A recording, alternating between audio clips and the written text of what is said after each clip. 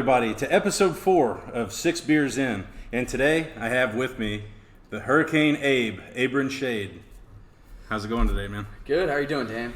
Not bad at all. I tell you what, it's been a while since we've hooked up and connected, and I've been looking forward to us being able to sit down, talk about what you've been up to, what you have going on, some of the recent events that have most recently transpired.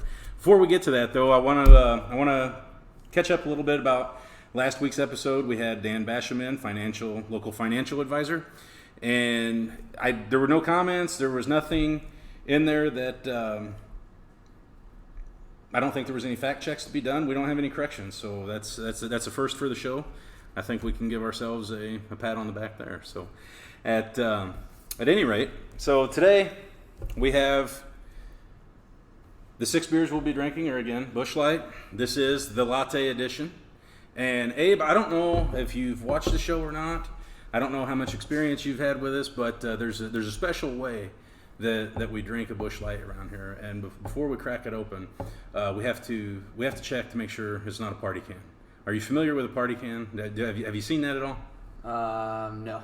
Okay, so you're not familiar. That's all right. That's all right. So a party can is, if you take a look at the front of the Busch Light can, you can see that there's a tip of the mountain. Okay. Right? Sometimes the tip of the mountain and the mouth of the can, they line up with one another.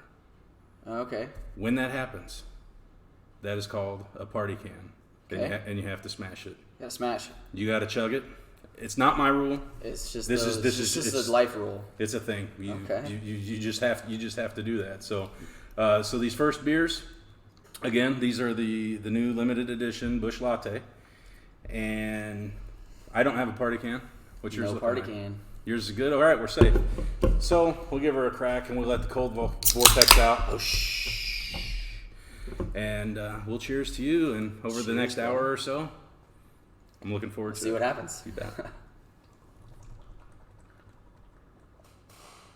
Oh man, I don't know how they get them to taste that good for only 57 cents a piece. It's just a fresh, light beer. I can drink like 30 of them and not be wrecked for work tomorrow. Well, that makes one of us. So. What's your general flavor of choice? What do you like to go I to? bounce around a lot of beers. I get bored of beers quick, to be honest. I did all the Bud Light, all that stuff, and right now I'm on Mick Ultra. I don't know. It's just light and really easy to drink, and I can just drink them just like I'm drinking water, And I haven't got bored of it yet, so.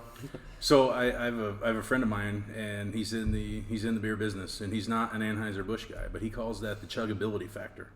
Okay. And I rank Busch Light. I rank that like an 8 or a 9. Oh, it's way up there. On a I like the Busch and the Busch Light. I probably maybe Busch Light more than Busch, just a little lighter and chuggability factor. As we get a little bit older, we get a little bit heavier. That chuggability, that lighter, some of us do. Keeping that bloat down a little bit. It's that's what turned me onto it. Cool. And speaking of that, there's been we've been documenting the old body weight here lately, and on the show we like to talk about all the things Midwest, us living here in Central Illinois, in corn country, and I'm this last week's weigh-in. 298.7 pounds is where I'm at.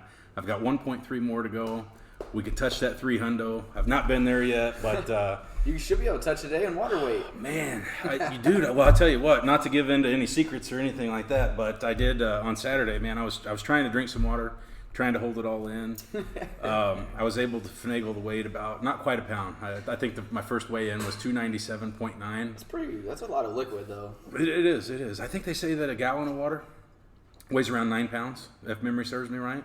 Any of you Google fact checkers out there, leave one in the comments there. What's a gallon of water weigh? GTS, Google that shit. There you go. But the Michelob Ultra, about 3 calories difference, I think, in a Michelob to a Busch Light. I don't look at numbers like that. I don't care. I've been this way, and I'll die this same size. So yeah, I mean, well, you've got it going on, so it's something like that, I guess. I don't typically get into this, but how old are you now, man? It's been a long time since I've seen you, and we crossed paths initially in the pool playing community, billiards, 8-ball, 9-ball, and the like. Man, and you were young and fire even back then. and what you've gone on to do since. But what are you now, man? It's been 5 years. I'm in my late 20s now, 28. Late 20s. You're 28 now. Yeah, I crossed that leap over 27. I hung on to that 27 because that was my mid 20s. Because I just don't like the sound of the late 20s or 30s. That's just getting out of hand, you know.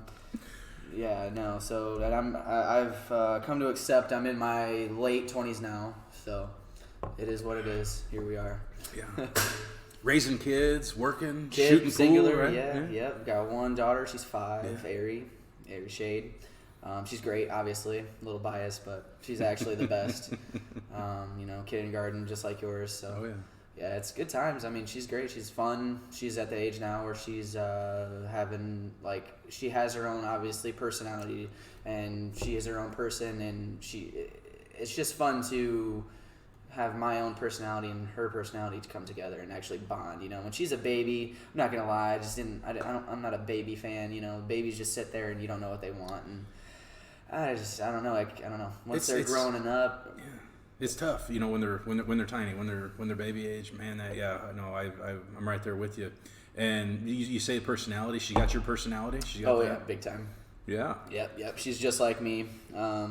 We're best buddies. Every time I walk in, she's best buddy, and that's she doesn't even call me dad that much anymore. It's best buddy. So it's great. It's a good feeling for sure. That's good. Yeah. What's she into? Was she developed an interest of her own? She just bounces around. She hasn't really gotten into sports too much yet, which I would really love because I was huge into sports. Like my whole life, my dad pushed me big on sports and stuff.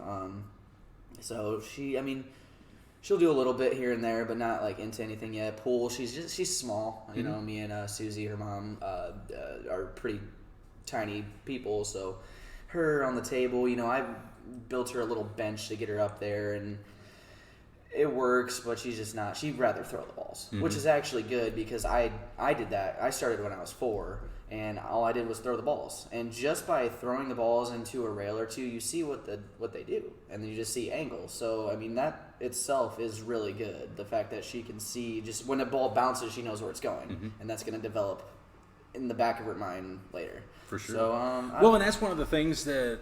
You know, as a parent, man, I know like myself, you know, down here we were just shooting a little bit earlier, you were anyway, and I'm looking around trying to find the nice set of balls, and there's a difference. There's a difference between a decent set of balls and some cheap mud balls type of deal, but you know, I try to leave the less expensive ones on the table for the kids to kind of play with, but at the same time, you know, parents a lot of times, no, that's not a toy. They don't want them just sitting here firing them. You're going to damage the rails or, you know, something like that. But, I mean, we got to encourage them, right? That's where it starts. No, they're not damaging the rail. You got to teach what damages them is when they're on the table. And she damn well knows better. Like, she doesn't get on that table and, you throw a ball onto the rail, you can't hurt it. I mean, you break on it. You got balls going 20 mile an hour into the rail. For sure. That's not a 5-year-old throwing a ball on the rail unless they're eating Cheetos. And that's then your own fault for allowing them to do that and allowing them to not know that is not good. Like, she goes down there and she asks me. She doesn't go down there and just hop on the pool table, you know. She knows that pool table is a there's a purpose. Delicate item. Yeah. So it's okay to play on it, but play on it with a purpose. Yeah. Yeah. No, that's cool, man. You know, my boy, he I was watching a video of one of our friends. They have a 3-year-old boy, and he was just firing baseballs into the net. I mean, he's clean out of frame of the camera, and just humming them, right, putting the damn thing right where he wants it. And in the back of my mind, I was like, man, that's awesome. I love playing baseball. You know, I could hit a ball a little bit, and Bradley, he wants nothing to do with it. Yeah. He doesn't care about sports yet. So we have to pass by the ball field on the way home, and I asked him one day. The kids were out playing. They had ball games going on. I said, Bud, you want to play out there here pretty soon? One of these summers. You're about to the age. We played a little bit last year out in the park, but you know you could play on the actual field. And he goes, No, Dad. No, I don't want to play. I said, well, why not? He said, because I'm not going to be a baseball player when I get older. I said, no, what are you going to be? He said, well, I'm going to be a ninja. Like, right when I was thinking, like, oh, man, the kid, like, he's already got some realistic aspirations, you know? Hey, like, what's wrong with being a ninja? But he's going to be a ninja. It's, you know, so no, we've got him going and doing some kids CrossFit weight training type of stuff, and going to get him involved in one of the martial arts programs. And that's really good. Hand-eye coordination, that kind of stuff is that is the number one thing when it comes to sports is hand-eye coordination. I mean, you know that baseball, like if you can't, you know, that's number one. Yeah. And that's why I like sports so much, because I mean my hand-eye coordination was really good when I was growing up. So. Well, so I was talking with some folks the other day, and they were talking about looking back at when they were younger, and there was one set of people on one side of a booth at a restaurant, and there was a set of people on another side of the booth at the restaurant, and the one side are all pretty professionals and everything, and the other side, you know, got in a little bit of trouble and stuff along the way, and you know, he said, it's fun, it's crazy, you know, I've not been able to put my finger on what that was. And I said, well, man, it just jumped right out at me. It was sports. It was athletics. Teamwork. And it keeps you busy. It keeps you out of trouble. If you're busy, man, I'll tell you what, when I get bored, even to this day, man, I find myself, man, I'll get my life right where I want it. And then I start getting bored, and I'll just reach right over here and grab that old monkey wrench and just fire it right into the middle of my life. And it's like, God, why did I do that? Why did I do this shit? Yeah. But, wow. I'm going to have you take a look at that one right there. Oh, no. So I had two of these. She is center. Dead center, tip of the mountain. So, all right, guys. So one of the next guests, I keep alluding to him, but we're still working on this product, and it's gonna come in very handy whenever we have the party can. That's what's going on right now, folks. Tip of the mountain lined up with the mouth of the can. So Confirmed. Yeah, no further. I can confirm it. Here it goes.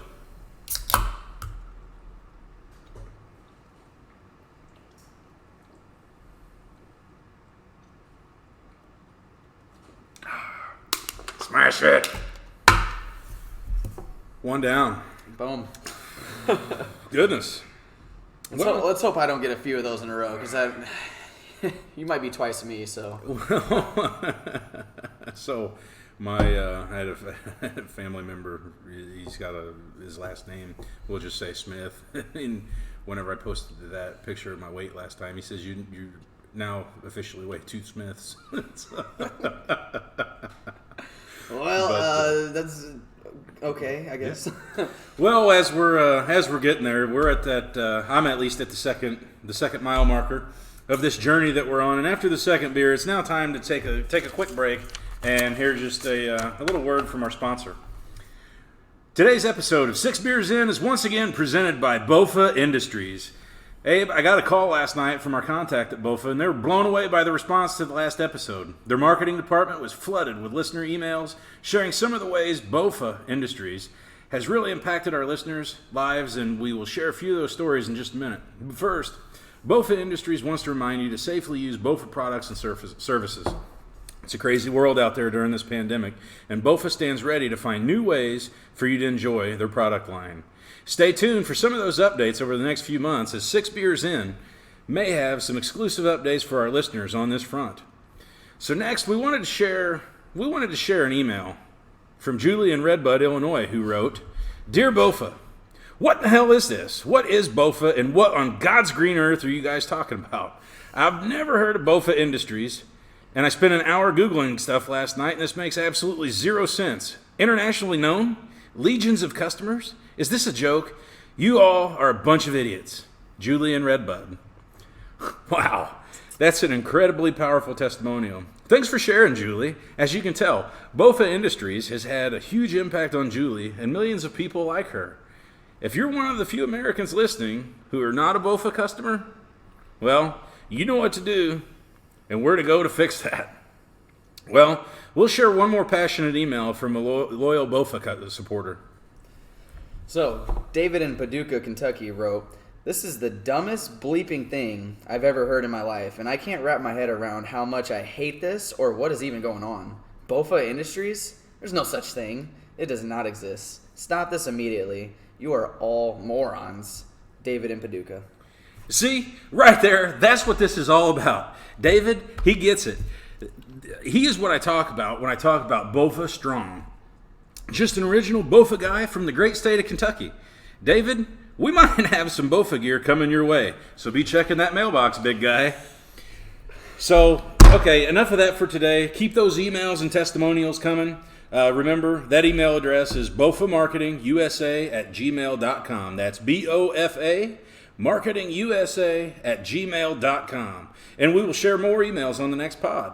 Once again, that email is bofamarketingusa@gmail.com. Bofa, always and forever. All right, man. So we're back, and I need to go ahead and I'm turning into the halfway point here. We're getting into that third one. You want me to check your beer for you? And I really Do you want to do that again? Take a look at it. I'm really hoping that one's. You're not gonna like this, man. I had two last. That's unlucky. It really is. I had two. The on fact that it's not one. Oh, God. Okay. So far, so we've had what? We had 6. Okay, so we had 12, 24, 36, 39. So 41 beers we've opened so far, and we have had through this show, and that is the fourth. That's the fourth one. So we're operating. There's a 1 in 10 chance. Yeah. Right now is where we're clipping at. Cool. So I've been lucky enough to draw 3 of them. So there's a good chance I still get one because if I got 4 more left for me. So I mean the law of probability. I'm still winning those odds, I guess. But I'm not very lucky. No. As some people might not believe. We'll get to that. We may touch on that here in just a little bit. I do a little bit of research for these and put a little bit of time in. So I was poking around a little bit and got a couple of things once we get there. No, back to the beers real quick. They I don't cherry pick them. These are fresh right out of a 30 rack. I took 12 right out of the top of a 30. I keep them in my cubby compartment right below us, and as you guys can tell, I just reach in each time and I don't look. I don't know what's coming. So there might be more in there. I don't know. I never know, and sometimes I forget to look, But there's been plenty of people out there that have been calling me out on that now since we've been really promoting the. Always gonna be somebody. Well, everybody wants to smash, They just want to see the smash happen and all that. Well, yeah, the smash is awesome. So switching over to pool a little bit, I've always been infatuated with the game. I've loved it.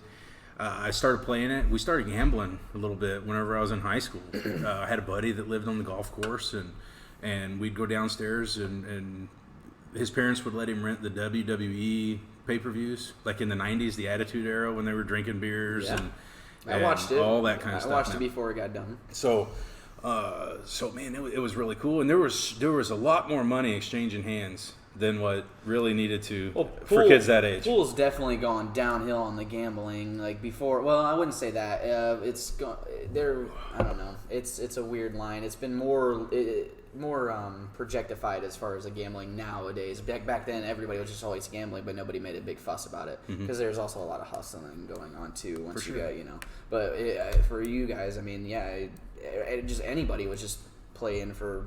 I don't even know what we got. What would you guys play for? $1, $5, $10? Well, we'd run the double or nothing. We'd run the double or nothing, and hell, on the baseball team, I ended up taking a guy's wooden bat. Oh, nice. I mean, that was where it was. It's always something. So you always like to bet on something, and I like that. Well, and I think that's fun. I think that's want to try. Make it interesting, right? And that's one of the inherent things I think that is about pool, and like you mentioned, it's not always about the game. Like so down here. So for those of you guys who've never seen, we're recording downstairs in the morgue, and that's the in-home bar that I have. Great spot. Very nice. And we have a couple pool tables down here. We've hosted some fairly large doubles tournaments and everything, but the money that I have seen exchange hands happens back there in that corner. And I'm pointing at a 1978 Gottlieb Incredible Hulk pinball machine. And they would stack bills on the top of that machine. I would love to stack some bills on that machine. You think I'm joking, but people that know me know damn well I'm going to play hard pinball. Well, once we get done, I'm going to take you over there and I'll show you the floor. Because the floor's been scratched all to hell. And, from hitting the jam. And that machine, it has... its anti-tilt feature is old school. It's mechanical. It has a washer tied to a string. And if it touches the thing, how many warnings do you get? I don't know. See, that's... I don't know. Yeah, now it's like a floating ball that hits... it's same deal. If it hits a sensor, it gives you a warning, and you get, depending on how hard it hits that sensor, there's a real science to it. I mean, I'm into it too, so I get excited about pinball. I'm a little nerd, I'm not going to lie. Well, anytime that money's involved, you always got to look for the edge. And that's the thing about pool players. Pool players are always looking for the edge. And... one of the things, I'm from Southern Illinois. I'm from Marion. And arguably one of the most famous pool players of all time, Minnesota Fats, right? Right. He, legend has it that he got into a car accident in DuQuoin, Illinois, which is DuQuoin's where the Street Machine Nationals used to be held down in Southern Illinois, a car show and everything. But we don't have a lot. We don't have a lot to brag about down there. So anyway, he legend has it, and I think... according to his book, that might have been debunked a little bit to be played up. But at any rate, he got a car wreck in DuQuoin as he was playing throughout the state and running the hustle game, and he was looking for action down there. He met a gal that ran one of the bars, and that ended up becoming one of his wives. And so he lived down there in that area. One of his, yeah. He was married a couple times, I believe. Fact check on that one. How many times was Minnesota Fats married? GTS. Google that shit. So he was down there, and so they did a big write up on him just a few years ago down there, and some of the places that he'd frequent, and it was something that I wasn't really all that privy to, but no, it's a pretty neat deal how much time he spent in Illinois, and that's one of the things that us as Midwesterners, we hold on to some of our celebrities and sports heroes. Got nothing else. And the like, right? And, so to the pool thing, really, really, really got to dig into you. I'll do one more setup. But, the popularity of pool in central Illinois or in the Midwest in general, is it because of the weather? You play pool inside. Mm-hmm. What does weather have to do with anything? Well, I mean, why people pool players? There's pool players, and then there's pool players. Pool players, they don't give a shit. Right? No. But I'm talking about the popularity of the game. Because the Midwest is a hotbed for some big time talent. But in order to do that, it's a social aspect as well. You've got the leagues and everything that. You have a lot of people that are interested. And the only reason that I ask it is because the first time, I'll tell you what, I got into it, man. When I get into something, hell, I built a fucking pool. But there it was. First F word, beer 3. Beer 3. It's because you got the party one. It's because I got that party one. Things were accelerated. But, no, man, I qualified for Vegas. And once I got out to Vegas, the last thing I wanted to do. Rush? It was. No, it was. But I remember signing up for a mini tournament. And I was hanging out in the pool, smashing some bush lattes, and it was coming time. And you got to sign up for those things 24 hours in advance. Oh, yeah. Right? I don't play in those stupid minis because I'm not patient. I'd rather be at the blackjack table than sitting in a damn mini line and win $200. Like, I'll win $300 on the poker table much faster. But I'm sitting here just listening to music out in the pool and everything, catching some rays. And shooting pool was the last thing that I really wanted to do once I got knocked out and everything. Yeah. So I got knocked out. You did not. 2018 U.S. Amateur Champion. 2019 APA Skill Level 7. Skill Level 7 in the APA is the highest skill level that you can be rated. Well, she's color purple. She's a purple. National champion, right? Yeah. You took nationals out there in 8-ball. Mm-hmm. You've won... 5 different state titles in 8-ball, 9-ball in Illinois, 2 state titles in Iowa. Yeah, APA was about 5. I got 3 9-ball, 2 8-ball.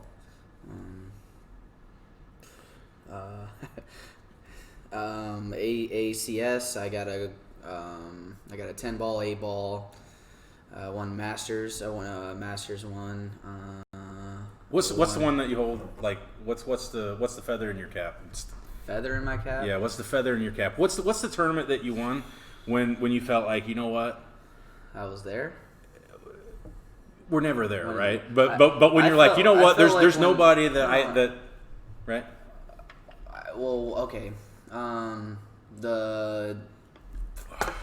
Man, I don't know. That's a hard question because I felt like my game has always been good, but once I won the USAM, then that's what kind of gave me the confidence to feel like I can win damn near everything that it's out there. Because, I mean, I played actually kind of mediocre through some of those matches, and to win some of them, you know, like same thing when I played with Bobby. I felt like I had good moments. Of course, I generally stayed good, but I felt like I played somewhat not great. Mm-hmm. You know, I felt like my game could be much better. I know how I play. Everybody knows how you play when you play a lot, and I mean, I know where my game should be. Yeah, and so I think the USAM was what gave me the confidence to feel like I should win whatever I play in, and then kind of took the nerves out of tournaments. You know, oh shit. No, wait. Okay, hold on. I got distracted. We'll get to this in a second. Okay. But well, we can't open it kind of brought the nerves out of it, you know. In the USAM, the first match, I'm not gonna lie, I definitely was nervous. I'm not gonna lie.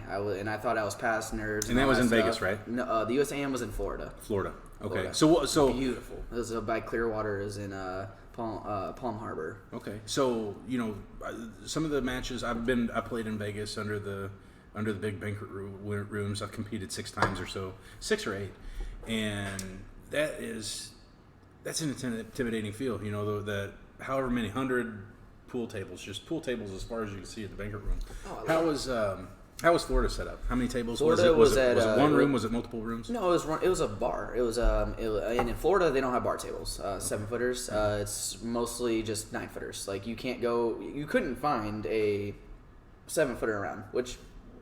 And a 7-foot table, folks, is the table that you'll most commonly find in your local pub, your bar, that folks will be shooting around on. The 9 tables are the larger tables that most of the televised events are held on. When you see big events, you know what Moscone Cup, you know what most people will know of, the definite Super Bowl of pool for that's gonna be on 9-foot tables, and it separates the men from the boys, really, because big table, it's farther distance, things are tougher. Well, and that's the thing about angles. You know, if you're off a little bit here, the further out you stretch that, it's going to be way more. The further you're off. So you got to be tighter. Yeah, exactly. Yeah. But yeah. So Florida was set up. Florida had one pool room, 12 tables roughly. All big tables, so it was a big area. And in Florida, you can smoke in there, but they didn't allow smoking at the time of the tournament, which was great. All great tables. There was 2 diamonds, and the rest were Gold Crown 4s. Good. And Gold Crown 4s. Gold Crown 4s are a Brunswick table, okay. and which is a very high pronounced brand. Just a step under Diamond, I'd say. Diamond is probably the best table you're going to find in the States. Mm-hmm.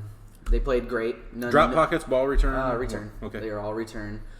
They all played great. None of them played bad at all. It was just in a beautiful place. You know, you're in Florida. I mean, everything is great. Like you're right next to a boating, boat shop. You know, for all the lakes out there in the ocean. That's what I'm talking about, though. You know, like when you're shooting pool and all that's going on. I mean, you can look out the window, you see palm trees, man. It's like I want to go out to the beach. Exactly. So it's great. So you try to get your match done. You try to beat that kid 7-0 so you can go down on the beach. You know what I'm saying? Right, like you got to get shit done. So how many people were in that tournament? 128. So that was the field. 128 people through 12 tables. Through 12 tables, and it was all timed matches, so you knew when your match was going to be because they know, you know, it's a Masters race, which so explain the format a little bit because we have a lot of folks that so there's 8-ball, 9-ball in pool, and for the 9-ball you play a race to, or you play 8 games of 9-ball. Right. Excuse me. It's mixed format though. You It's you mixed play. format. You Okay. play some of So you them, flip a coin. You flip a 8-ball, coin. okay. Flip a coin. Boom. Flip. You win the flip. You can choose to break or choose the game. If you're a pool player, you're gonna choose the break because I mean, if I get the break, I can put a few racks on you before you even get to the table. Mm-hmm. So you can. And it's winner stays. Yeah. Winner breaks. So you win. You win the flip. You choose the break. Yep. And I say we're gonna play 8-ball. So we play. I think of 8-ball. Okay, so I don't feel like mathing right now, but it's like It's okay. 7. Maybe it's 9 games of 8. Maybe it's 9 games of 9-ball. I don't know. Whatever it GTS is. Yeah, whatever it is though. You play. So do you you play play all those or do you alternate? No, games? you play your 8-ball set. So it's 7 or 8 games of 8-ball, and whatever the score is there, I think it's 5 games of 8-ball. It's 5 games of 8-ball. So you go into 8-ball, and I could be up 3-2.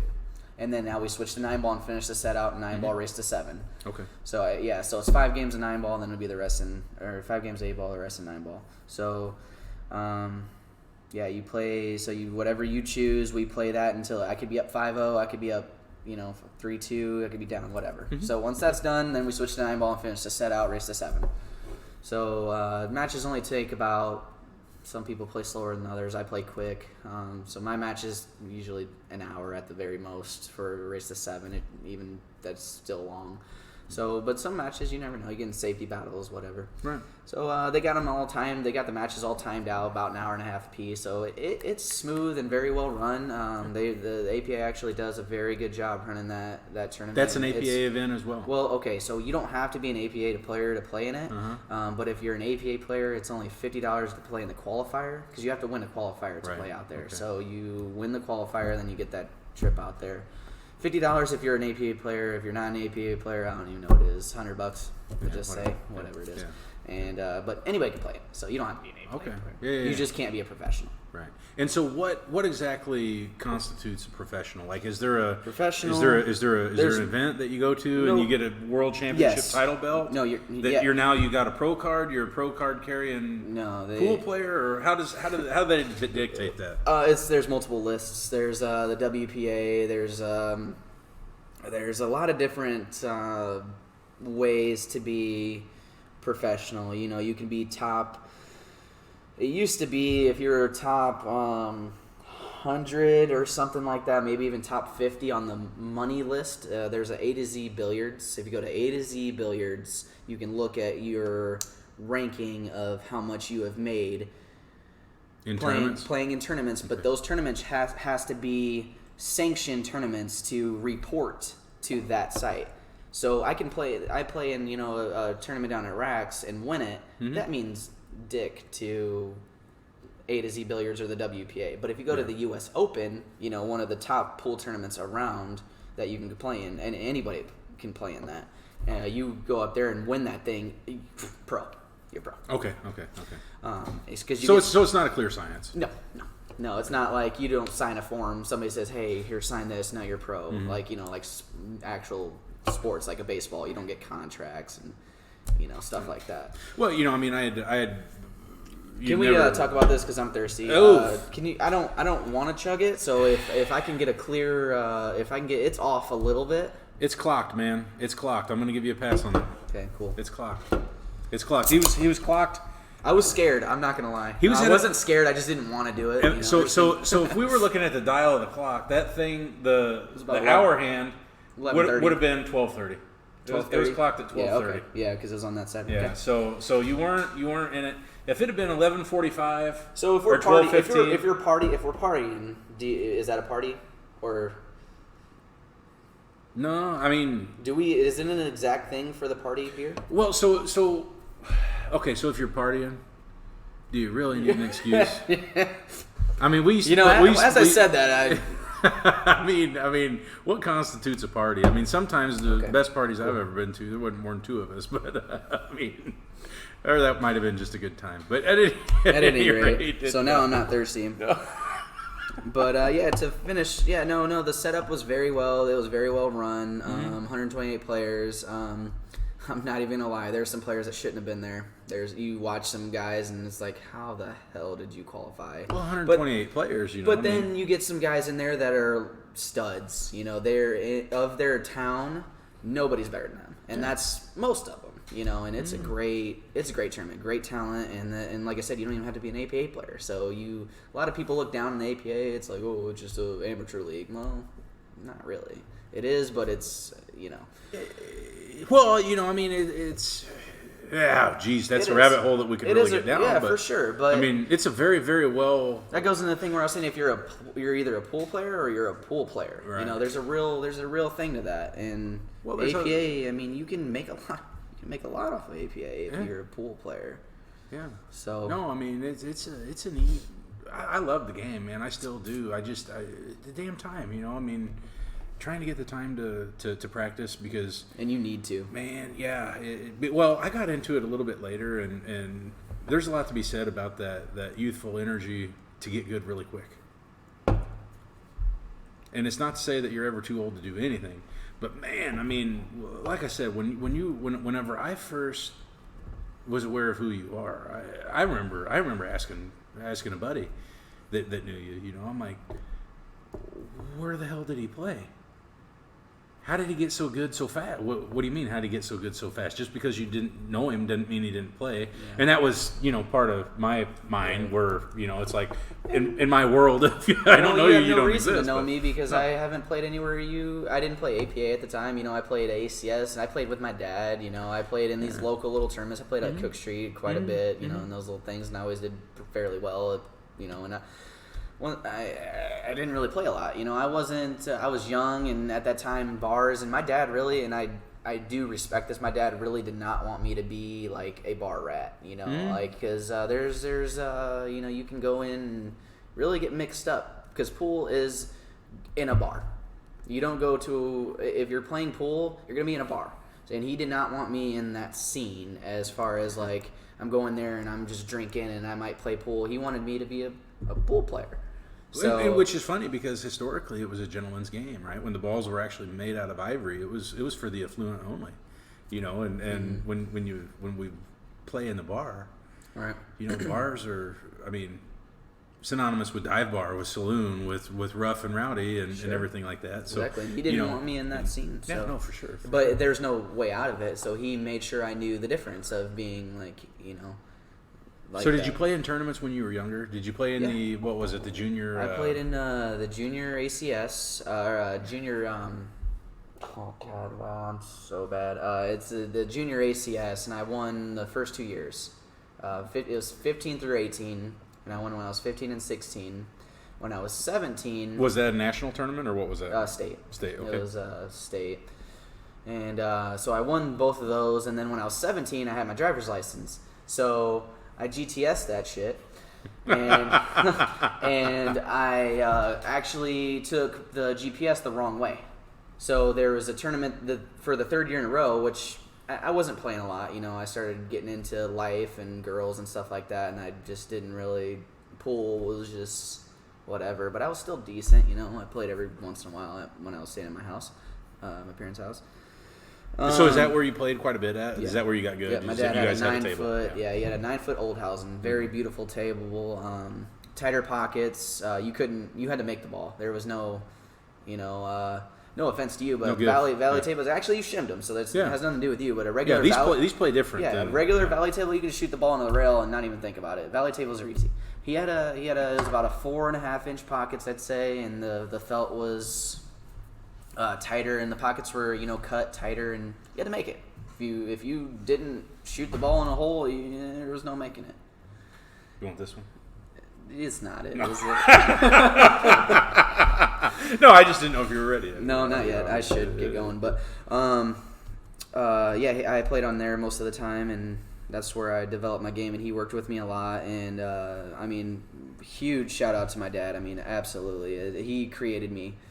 Because he worked me so hard, he beat the living shit out of me. He made me cry. He made me punch the wall. Pretty sure I broke my pinky finger punching the wall. All right, so I'm glad you bring that up because that's one of the things.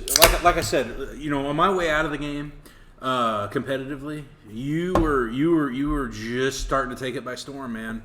And one of the things I do remember was that fire that you had. Man, you were not afraid to turn a pool cue into a javelin.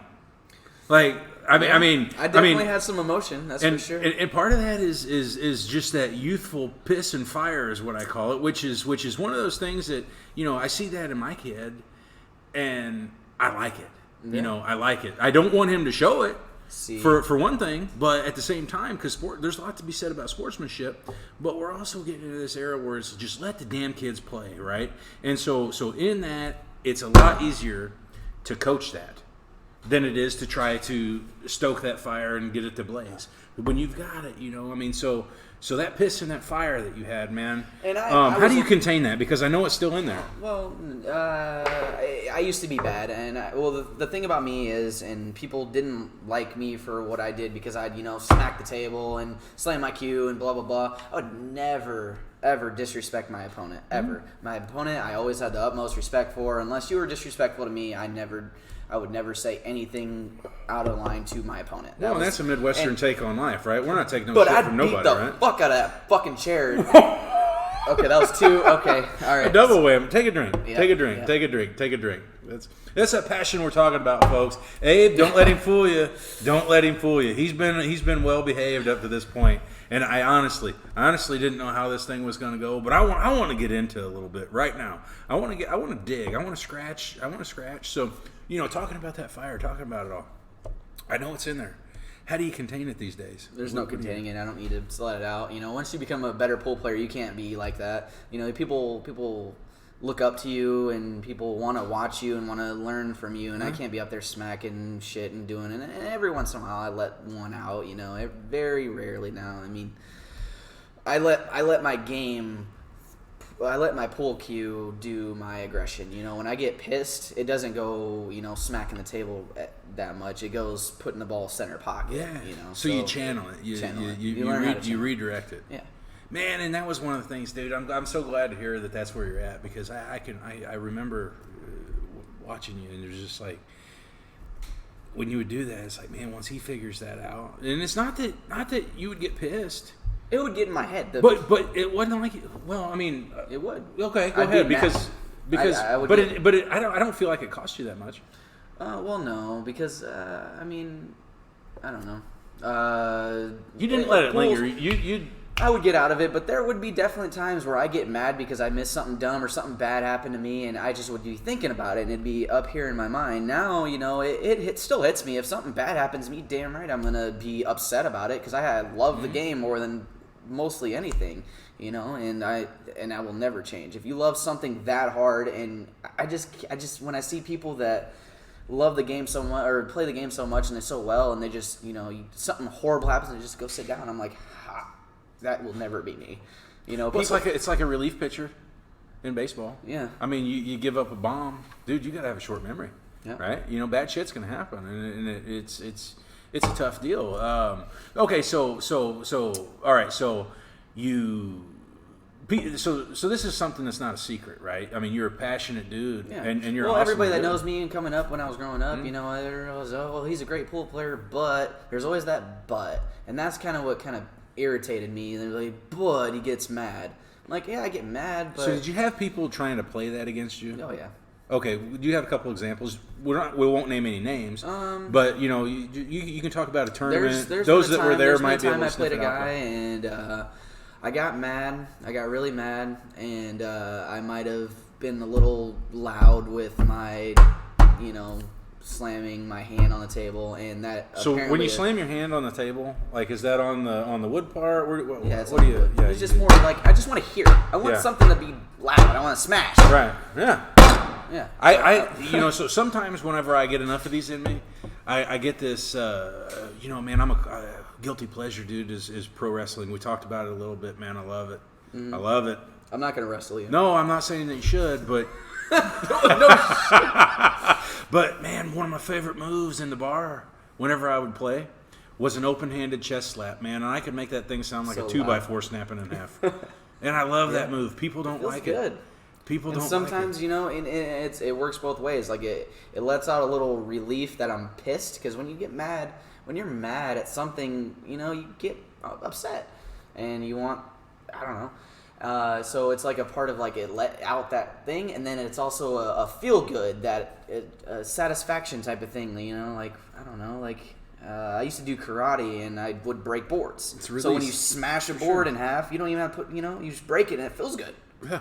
So it's both. Yeah. And it just back when I was younger, that would affect my game. Now, if it does come out, which is very, very rare now, if it does come out, it boosts me. It's like, hey, that shit's not going to happen ever again. Mm-hmm. Like, I'm not even going to be close to missing that ball. That ball's going to go in center pocket, and I'm going to be here. I like you said, I can channel it very well now, and it still sits in my head, and I just think about it. And one piece of advice is when you do something wrong, you need to know what you did wrong. Because if you don't know what you did wrong, you go up and miss a ball, and you're just like, you're so mad. Right, so sometimes you know that you miss it I know exactly as soon as you stroke. As soon as But if you get pissed off and walk away, so some of the players that might not be as skilled, I can remember there would be times where I was good enough that whenever I would miss a ball, I would know it when I missed it, and I would want to get away from the table as fast as possible, turn around, and not even watch the outcome. But there's still a lesson to be learned. Yeah. Right? How does that English kick? How does it kiss the rail? Yeah. And how does it come? Where did that cue ball end up? Did it do anything goofy that we need to set Was up? the cue ball still spinning after you missed it because you accidentally hit spin on the ball, which threw the ball away? You got to know why. Yeah. You don't know why. So you can learn off. I learn off my misses now. When I miss something, I'm like, I'll sit back and now I'm very calm, and people are gonna argue with that, but I am very calm to what I think is actually calm. Hey, if any of you guys have an Abe story that you want to share on how calm he is, go ahead and drop one in the comments for us. That ought to be good. No, nobody watches this, man. Nobody watches this. Nobody comments. Nobody likes it. Nobody shares it, dude. This is like, I'm sitting here kind of laughing. I wanted to ask you a little bit, when I'm asking about the format of this, because one of the things when I was driving today, I was like, man, I'm such an amateur. I'm such an amateur at this. I'm such an amateur. And then when you're like, well, I don't know if it's a race to 5. Is it a race? And I'm like, dude, you're slaying people. Ball and hole. You're slaying people at national level. And I don't even know what the format is. Like, no, it doesn't matter. Just make the ball and put the cue ball where you need it to be. And go on and go on and go on and go on and go on. So speaking of the go on and go on and go on, let's talk about this last weekend, man. Mm-hmm. The battle for 309. The battle for 309 was a local 9-ball event, right?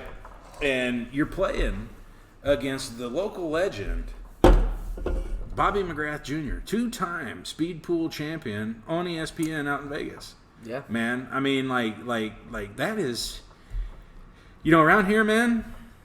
He's the man. That's he it. He is the man. That's it. His signature's on these walls, man. Is he? You no look way. You look around. Well, there's his Bobby Jr. Well, Bobby, that's his right dad. there. Right there is his dad. Which his dad is the best guy ever. He totally is. But I see a Bob Vallis over here. You see a Bob Vallis. Let's Tom move. Bremer sounded upside down. That's a little odd. Let's move the. Let's see here. But he's here, man. He's cool. Here. Well, there's the Bob and Dee McGrath down there. Okay. But man, he was probably over that way. Bobby Senior still. Where would he be? Well, there's Bella. That's his daughter. Oh.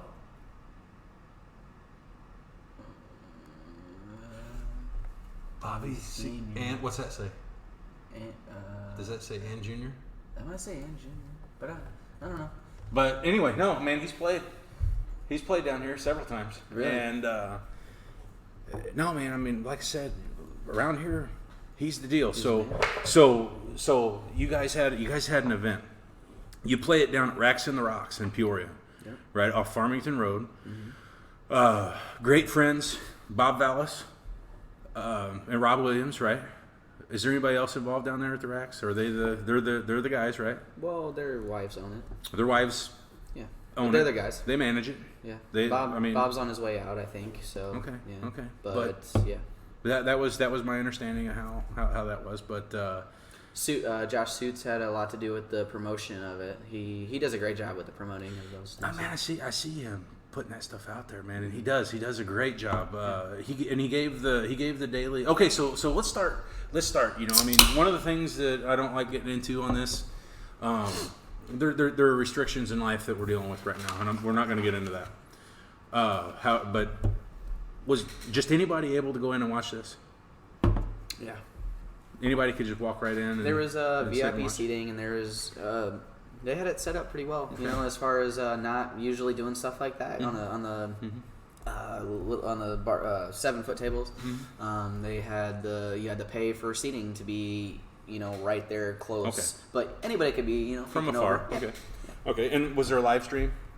Yes. Who? Let's give them a shout out. There's really no shout out there, to be honest, because the live stream kind of we got kind of pushed to the side because they had Shane Van Boening versus Dennis Orcolo the same weekend. I don't know. I don't know. So for the people that don't know, Dennis Orcolo, he's a Filipino. He's one of the best money players that is out there right now. Shane Van Boening is the best player that's out there right now. Period. Pro. Yeah, best player. Doesn't even have to be called a pro. He's the best player out there. He is the guy. So Dennis Orcolo, same thing. I mean, just people don't beat him, you know. And so they played a race to 120 for a lot of chop. There's no how much it was because it was a lot, and you know, sometimes that gets a little messy talking about. No. So, but about yours. Well, you know, the reason why the stream got weird is because the streamers that go out there and they make money doing this, they were there. Busy there. Yeah. Right. So we tried a few different people, or they tried a few different people, and we didn't really get anything. So they ended up doing a Facebook pay-per-view event, and you had to pay $25 to get access to all 3 days. And were there some sales? Yeah. Yeah, they did okay. They did okay. Cool. They definitely could have done better. Not even gonna lie, could have done a lot better. There's no commentary. There's no sound. So, in my opinion, it was I didn't like it because a match like me and Bobby. I mean, the old town local hero for so long, and then now me. Well, Bobby's not that old, right? I mean, like no, I'm not saying old. Bobby's been for the last decade, man. Bobby's the hot hand. I don't mean it like that. I mean it like more no, but like who else is there? You know, around JJ is an old timer. Yeah, but he was the man too. Yeah. Josh Franklin, he's a young kid that came around. He's a solid ass player. Suits, solid player. I don't want to get into everybody. No. But there's the echelon that is Bobby, and it was Bobby, JJ, and now I am the guy kind of peeking his nose up. Yeah. So you and Bobby, yeah, you guys have a 3-day event, and it's 9-ball, and each day is a race to an accumulating 25. Nope. What do you mean? Just whoever gets 25 first, the day's done. Okay, so it doesn't carry over from the time before. So if Bobby would have beat you 25-0 on day 1, it's 25-0 day 2. Okay, I thought you would have had to win 50. That was my understanding. Okay, my bad. No. It was just race to. It was a 3 races to 25. Not really. It was just one race to 75. Okay. Race to 75, but we stopped it at 25 each day. They wanted to make it a 3-day event, which because me and Bobby, like what I was getting to is the fact that Bobby was the guy and is the guy around, and now I'm the up and coming guy. So it's like people want to watch that match. That's a good match. It's a great match. And so we made a big deal about it, and so the first day he ended up beating me 25-23. So that was over. So day 2. Now we're still at 25-23, and we go to race to 50. So you had to win 27 that day to get to 50 above him. Yeah. Right. Yeah. So that was the accumulating that I was talking about. Yeah. Like it was. So if he would have won 25-0 day 1, 25-0 day 2, and I better win 25 in a row to get back to 25-25. And then. We're still going. Then you had to win another 25 to get to 50. Or he had to win. Yeah, you would have had to put 50 racks whoever on gets the 50, whoever gets 25 first day, we're done. Race to 50 the second day, and then the last day finishes it. Yeah, I didn't mean to make that confusing or anything like that. I just wanted to make sure that everybody understands. Because again, confusing if you don't know. Yeah, if you don't know, But so I mean, it's over the course of it. You got to get to 75. And longer race. And the reason why I wanted to be the longer race is because, and we also made it winter break. So the winter break thing makes it to where who's the better player, and you get a long race. You get a race to 10. Somebody can have a great first 10 games and win, and for sure. And that doesn't mean you're the better player. It means you had the better match. Yeah. But once you open the matchup, then you start to see who the better player is. Mm-hmm. And that's kind of what I wanted to do, even if he won, I wanted to know where I was at, and because in my mind, he is the man, like he's Bobby Jr., like still, yeah, no, I mean, he's still. So it feels really good to be able to beat him. That means that I am at his level, and the fact that I was saying a lot earlier is I felt like I didn't play that great. So that feels, in my own head, I feel like I played better than that even. Right. And so... well, and that's and that's how the law of averages works. You don't necessarily have to be on all the time to be the man. Right. You gotta. But when it's time, when it's fourth quarter,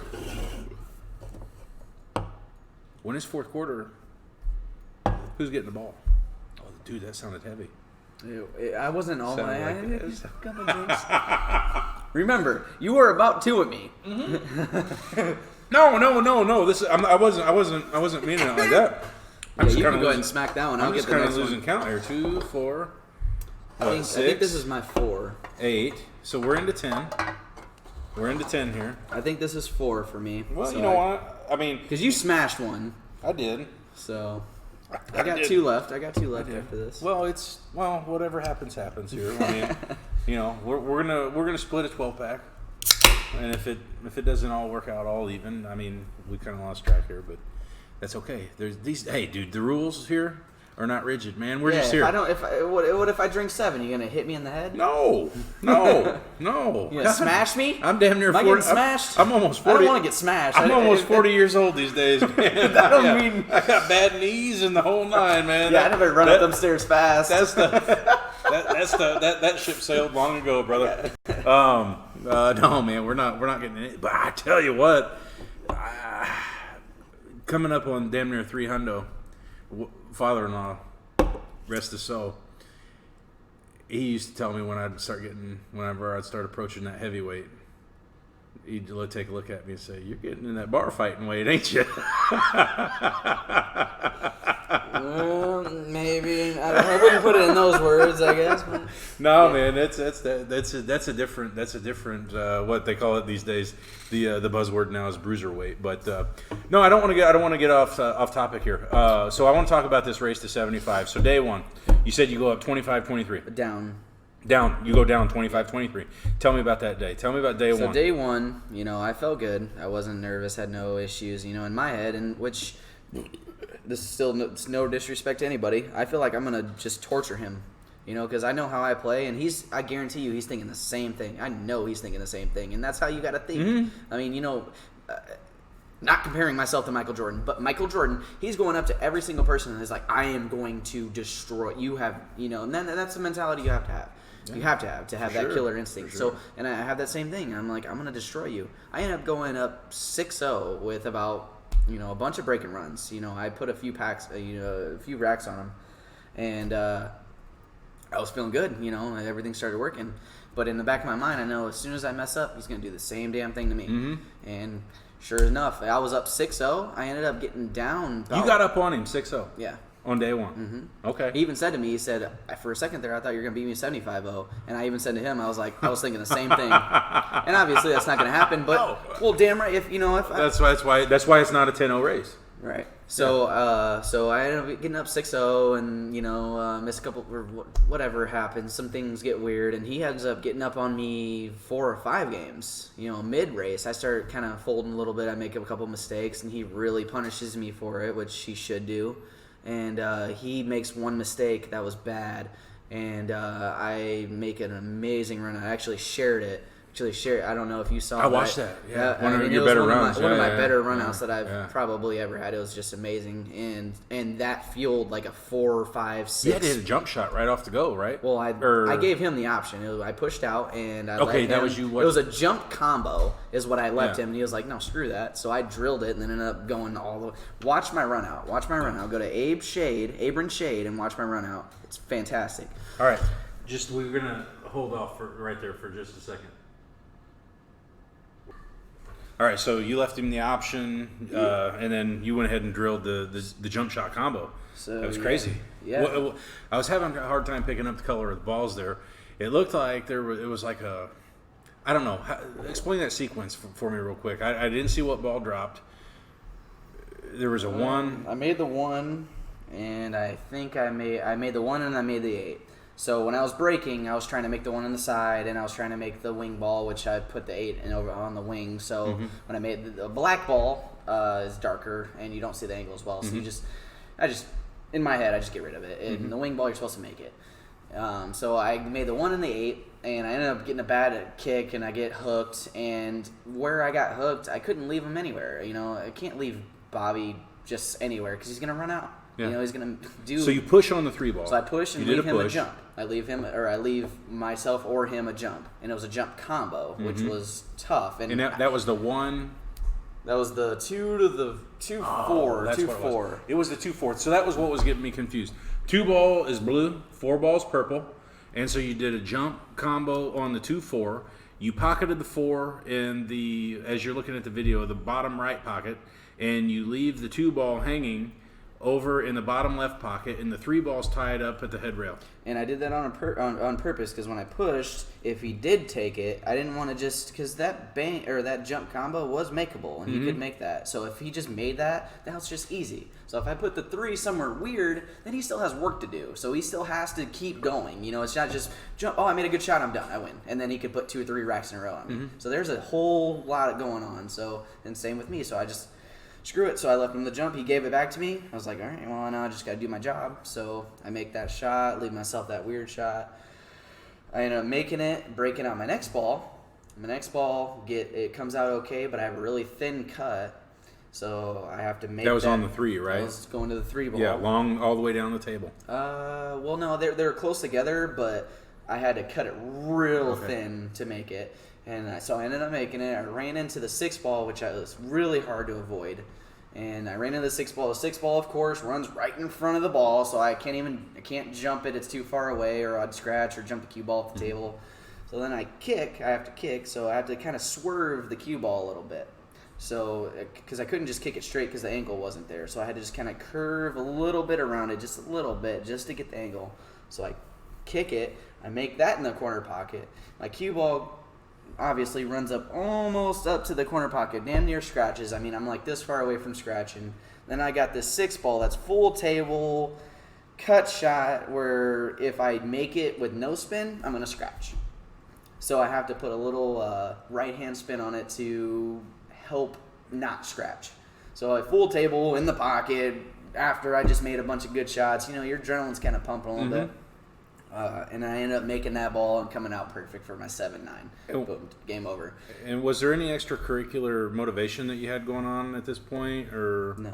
Not make at my that ball. point. Just make my ball. It doesn't matter what just happened. That's the mental part. Is like, okay, you're done with that. So obviously your next job is to make that ball. And was that still on day 1? That was day 1. That was day 1. So and what really was good about that was I was down like 4 games. It was like 17 to 12. I might have been down 5. So I ended up winning that, and then I put like 4, 5 to 6 in a row. So you got back to even at 17s, right? Something like that, yeah. And then I you think it was pulled ahead. 17. Then you pulled ahead. I might have got ahead. I don't remember really, but from there though, I was back in it. Because I made that grade out, and then I put like 5, 6 racks in a row on him. And he just sat in his chair for about 30 minutes. And when you sit somebody in the chair for a long time, that ices them. So is he drinking beer at this time, or what? No. What's he doing? He had a beer, maybe, or 1 or 2, but he was not like getting drunk or anything at all. No. Right. No, well, I mean, I gotta ask the questions. Sure. I mean, I get it.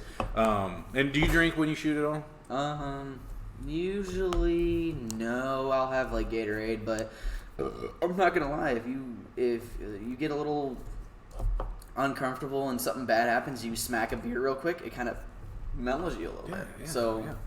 Yeah, which is the premise of the show. So living life 6 beers in, man, it takes that edge off, and you don't lose your faculties. I mean, like you mentioned earlier, you know, I'm a little heavy, so 6 beers to me isn't, but it's my show. So, at any rate, do what I want. No, so day one, he ends up. Day one. He ends up up 25-23. Okay, so how are you feeling at the end of that? Not good. I made a lot of mistakes there mid. I started off strong. Is that me? Oh no, I'm off. That's you. Well, so I was grabbing the first one with my right hand to give to you, and the one that I grabbed with my left hand was because I'm left-handed. You're not straight. If you spin it that way. What does that look like? So straight. I mean, how straight is that? It's pretty straight. All right, so the odds for this. Yeah. I mean, this isn't even. That's your 6, yeah. Yeah, this. So 2 out of 6. I mean, that's like the last of the Mohicans, man. Like, God. 33%. Well, luckily, I did not kill this one yet. So we'll save this one for probably end on that one. For the end there. Oh, you're gonna smack that one real quick. I'm gonna go ahead and so day one, man. I'm sorry. So this always happens. We get into that 5th beer or so. Things get and it kind of starts to turn into a shit show.